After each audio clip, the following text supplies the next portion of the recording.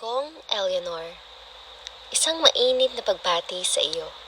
Nais ko lamang ipalam sa iyo na mayroong isang mahalagang pagpupulong ang mga Montague at Capulet sa Verona. Ang iyong presensya ay napakahalaga kaya umaasa akong makakadalo ka.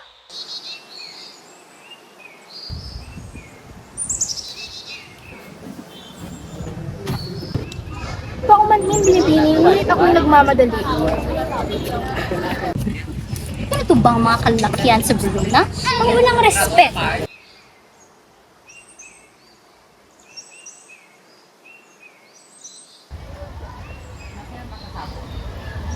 Ikaw na naman?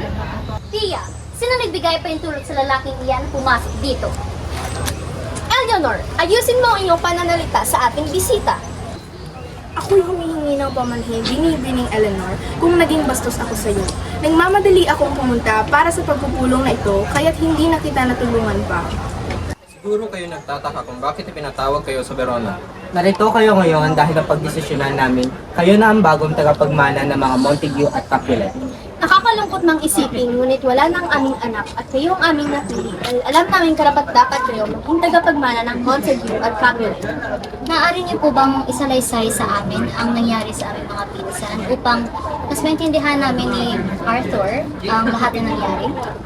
Kung nais niyo talagang malaman ang nangyari, makinig kayong mabuti. Umpisa ang lahat sa...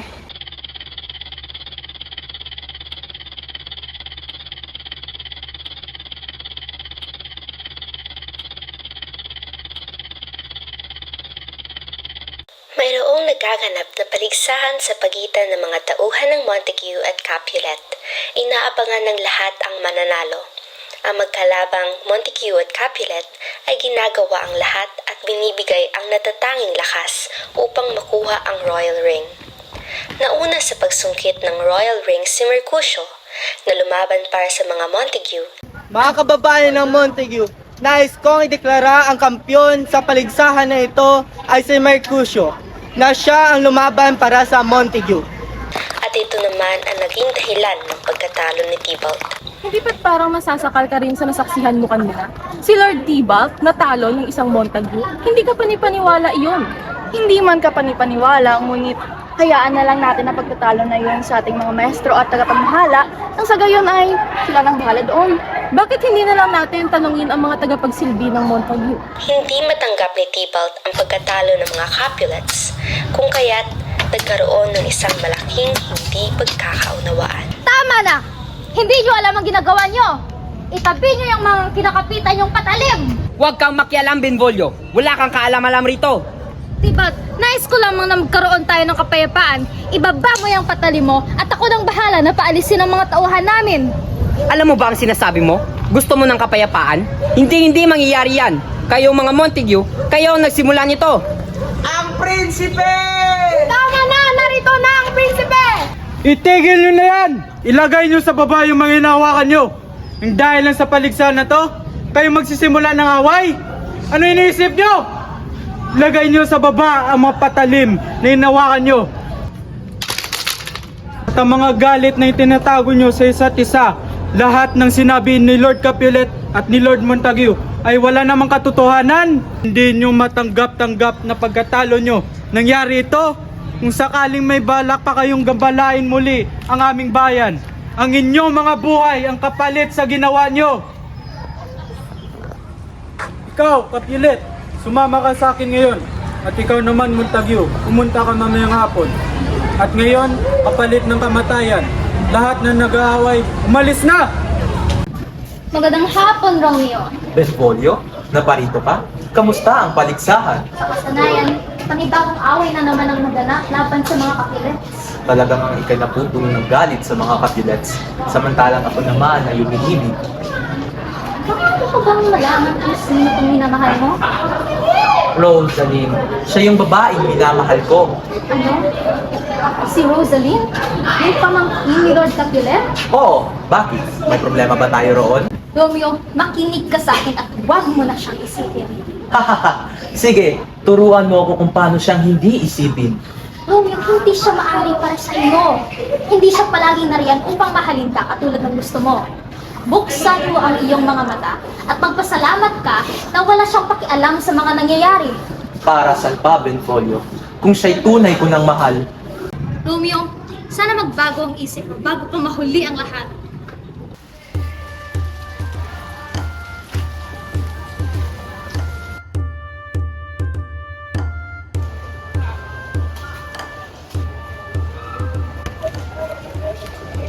Para saan ito? Paumanhin, Ginoo, ngunit maaari niyo po bang basahin ang imbitasyon ito? What? Gloria? Dominic? Sebastian? Feliz? Rosaline? Kailan magaganap ito? Mamaya, sa bahay ng mga Capulets. Bukas para sa lahat ang ball na ito basta't hindi ka isang Montague.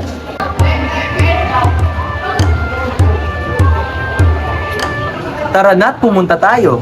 Gusto nyo ba? Nakikibang ka na ba? Alam mo, isa kang Montague, kung kaya hindi ka maaaring pumunta. Magtiwala ka. Hindi naman tayo makikilala dahil tayo naman nakasuot ng maskara roon. Mga Ginoo at binibini ng Verona, maligayang pagdating dito. Simulan na natin ang sayawan.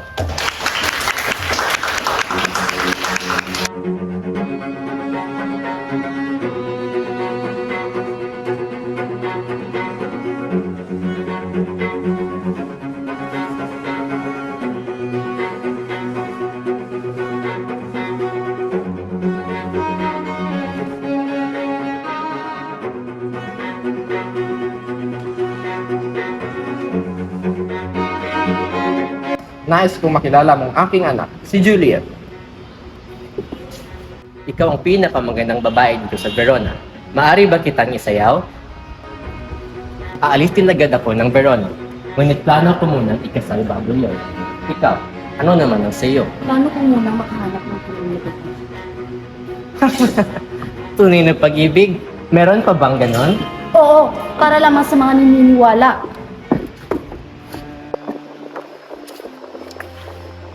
Ito yata sa pag-ibig sa dyan na kalimutan. Hindi ka ba mamamatay kung totoo? Walang taong makapipigil sa ganda mo at mananatili. Maaari ba kaya sa'yo? Oo, sige. Sino yun? Sino Mercutio? Benvolio ba yun? Kayo nga talaga. Bakit nandito kayong dalawa? Hindi ba't bawal kayong mga Montague rito? Dito kami dahil nais kang makita ni Romeo, Rosaline. Bakit siya nandito? Ibubuwis niya ba ang kanyang buhay para sa akin? Alam niya na bawal ang mga Montague rito. At isa pa, hindi ko siya gusto. Tignan mo nga naman, oh. Mayroon siyang ibang kasayaw.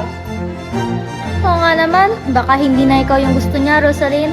At nahanap niya na ang kanyang tunay na pag-ibig. Wala akong pake. Hindi ko naman siya gusto. At isa pa, madami naman nagkakagusto sa akin. Sino ka nga ulit?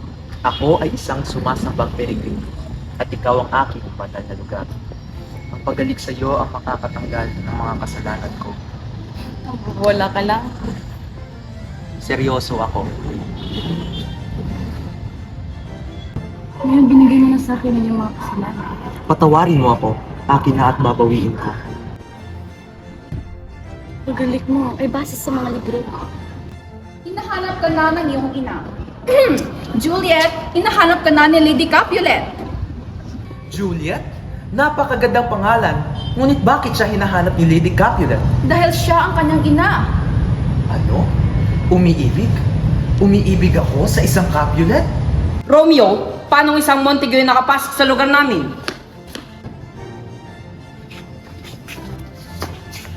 Tinanggal mo ang maskara mo? Nasa panganib na tayo. Umalis na tayo dito. Pero, Huwag ka nang magsalita! Nurse, alamin mo kung sino ang lalaki mo. Ang nakasayaw ko kanina. Kung kasal na ba siya sa iba, mas mabuti pang mamatay na lamang ako. Bakit nais ng puso ko na pumunta sa kanya? Ito na ba? Ito na ba yung tinatawag nilang pag-ibig? Madam, sinabi sa atin ni Tibag kung sino walang galang na lalaking iyon. Ang pangalan niya ay si Romeo at isa siyang Montague. Hindi! Ang tangi kong mahal na nagmula sa kaaway. Huli na ang lahat ngayon. Hindi ko na mararamdaman tibok ng puso ko. Bakit ka nakisayaw sa isang Capulet? Muntik na tayo mapatay dahil dyan. patay na ako. Patay na patay. Alam ko na kung anong ibig sabihin ng tunay na pag-ibig. At saan ka naman pupunta? Pupuntahan ko ang tadhana ko. Nahihibang ka na ba? Alam mo bang ginagawa mo? Hibang na nga siya, isang umiibig. Siguro alam niya na naman kung anong ginagawa niya. Halika na. Sina Mercutio at Benvolio ba yun? Romeo, huwag mong isipin ang ating pangalan sapagkat ikaw lang ang aking minamahal. Kung gayoy simula ngayon, hindi na ako Romeo ng mga Montague, sapagkat ang pangalan ko na ay Santang Mahal. Pala, paano ka na parito? At saan ka ba dumaan sapagkat mahaba ang mga pader dito? Nilundag ko ang mga pader sapagkat nagkaroon ako ng pakpak ng pagmamahal. Kapag nalaman nila dito ka, papatayin ka nila. Tamisan mo lang ang titig at ako'y ligtas na sa galit. Sino nagturo sa'yo sa lugar na to? Ang pag-ibig natin ang nagturo sa akin papunta sa iyong puso. Juliet, nais ko lamang ipaalam sa iyo na hindi ako madaling mahuli. Romeo, alam ko. Pero sinusumpa ko sa buong mundo na may limit lamang akong magmahal ng totoo. Ngunit ito'y buo. Paalam na, aking mahal. Iiwan mo ba akong di nasisiyahan? Anong kasiyahan ang nais mong makamtan? Tayo'y magabilin ng isang tapat na sumpaang pag-ibig. 3 salita ang tandaan mo. Paalam ng tunay. Adios. Matamis na lungkot ng paghihiwalay. Hindi ako titigil sa pamamaalam hanggang sa kinabukasan.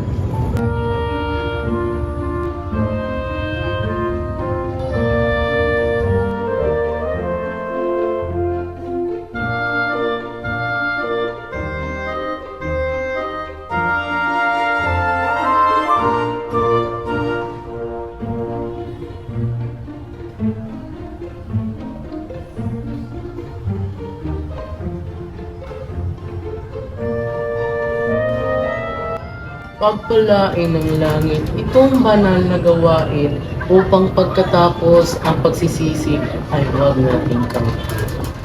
Ngunit Padre, anumang lungkot ang darating, hindi pa din ito madadaig sa kagalakan na aking matatamo nang siya'y aking masilayan at balang araw na magiging akin. Tandaan mo, Romeo, may mga bagay na hindi ka dapat magpadalos-dalos at mahirap itong intindihin sapagkat hindi mo pa ito naranasan. Ang mga marahas na ligaya ay may marahas din na hangganan. Magandang hapon po sa mabuting confessor ko.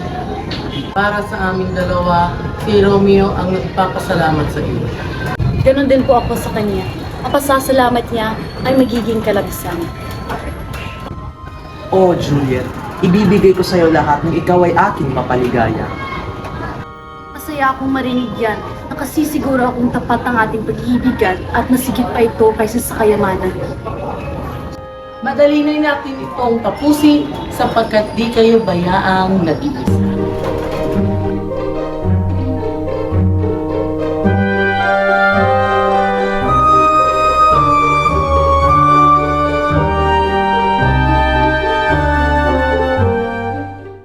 Ikaw na naman, buhong Romeo, ngayon nagkita tayong muli ay papatay na kita! Wala akong masamang intensyon. Dapat tayong magkaunawaan at ayaw ko ng away. Kahit kailan na hindi tayo magkakaunawaan, lumaban ka! Aba, kung ayaw lumaban ni Romeo, ako ang lalaban sa'yo! Ah! Ah!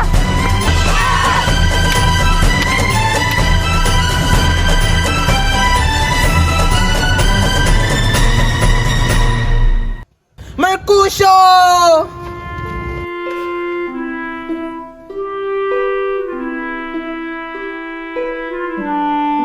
Kahit kailan, ay isa kang halimaw! Dapat ka ring mamatay! Ah!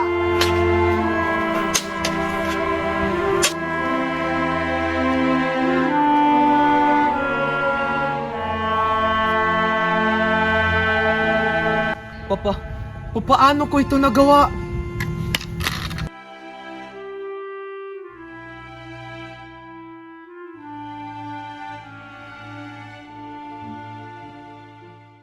Mamamatay tao ang inyong angkan!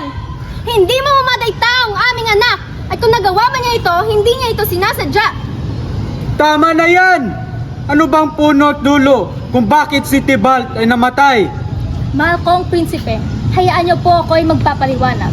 Magkakasama kami ni Mercutio at Romeo at si Tibat ay naghamon ng away, ngunit ayaw ni Romeo. Kaya si Mercutio ang lumaban at napaslang siya ni Tibat.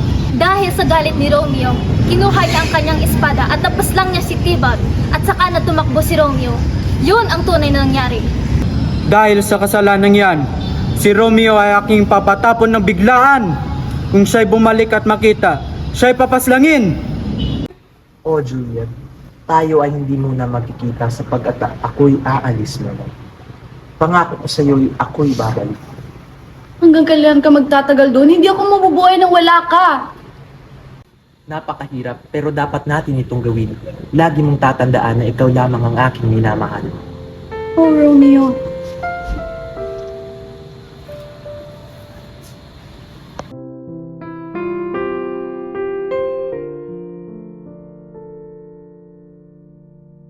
Senyorita, ipinapatawag ka ng iyong mga magulang. Susunod ako. Nak, nararamdaman kong iyong labis na kalungkutan dahil sa pagkamatay ng iyong pinsan. Upang ikay aming mapaligaya at makakalimutan mong nakababagot ng mga pangyayari, ay ikay aming ipapakasal. Ano? Ako ikakasal sa hindi ko naman mahal? Matututunan mo naman siyang mahalin, anak. Sanay mong tinihan mo yun. Ayoko! Ayoko magpakasal! Sa ayaw at sa gusto mo, ikay magpapakasal. Naiintindihan mo? Hindi niyo ako mahal!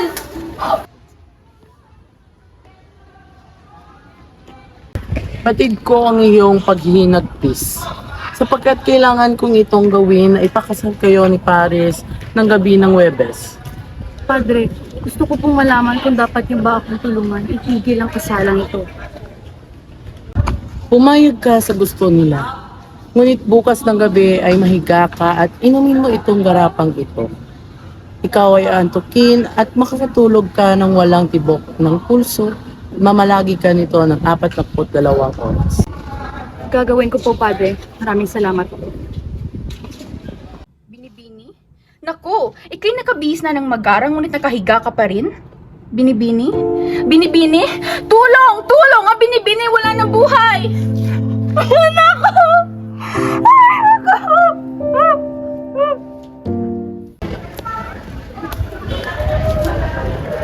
Sulat ito galing ng Verona?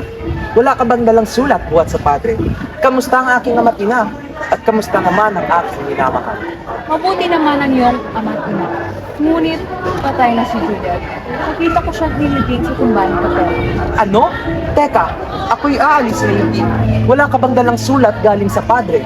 Wala po. Teka, anong dapat kong gawin? Pupunta muna ako ng butikaryo. Tao po! Sino ba yung tumatawag ng kay Lucas? Bigyan mo ko ng laso na agad nakamamatay. Heto ang 40 dukado. Mayroon akong lason. Ngunit parusa ng batas sa manto ay kamatayan. Hindi sa magdili ng panghas. At batas ay hindi mo kaibigan. Tanggapin mo yan at huwag mamalagi sa hirap.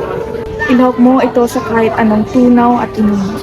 Pagkatapos ay bigla kang mamamatay. Maraming salamat po. Aalis na po ako. Kapatid ko, paumanhin ngunit hindi ko naibigay ang sulat para kay Robin sapagkat di kami pinalabas. Kaya't ang bilis ng pagtungo ko sa mantuway na pigil agad. Sino nagdala ng sulat ko kay Romeo? Wala akong mapagdala, narito mo. Nako, malungkot na kapararan. Meron pa naman itong mahalagang bagay. Bakit nandito ka, Montague? Importante pa ba ang pangalan ko? Patay na akong tao. Nais ko lamang makita ang mahal ko. Hindi ka pupunta kahit saan. Ang lakas ng loob mong pumunta sa libingan ng mga Capulet. Hindi ako nandito para saktan kayo. Narito ako para tapusin ang buhay ko.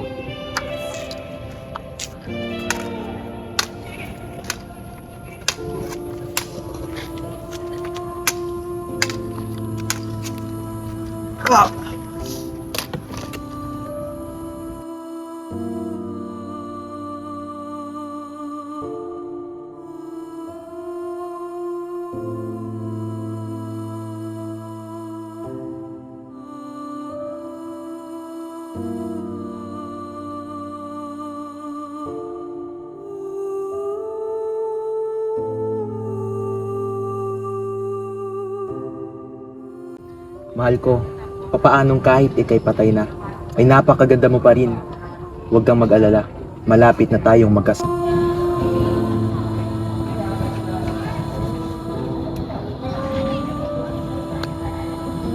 Paalam! Buhay na malupit!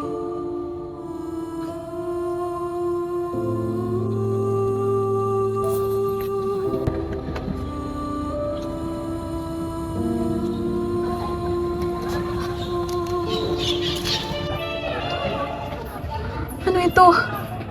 Lason? Mahal ko! Patawarin mo ako, ngunit hindi pa ako patay.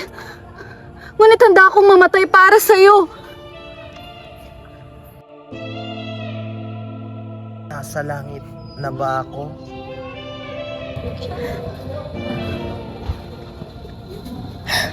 Ano pa ang saysay ng aking buhay kung hindi kita makakapiling pa? Romeo! Hindi na tayo magkakaiwalay. Kailanman aking mahal.